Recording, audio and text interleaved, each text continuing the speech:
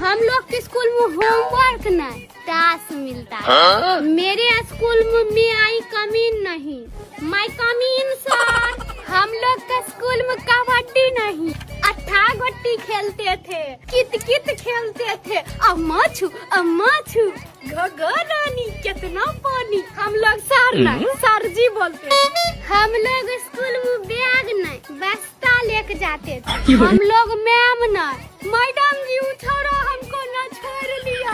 हम लोग लंच थोड़ी टिफिन लेके जाते थे। हम लोग के स्कूल में लड़ाई होता था तो गाली न, सातों जन्म का विद्यानाश हो जाएगा। हम लोग के स्कूल में गुस्सा में गुस्सी न, मुँह फुल्लम फुल्ली हो जाता था। हम लोग के स्कूल में फेयरवेल न, कान पिट्टी हो जाता है।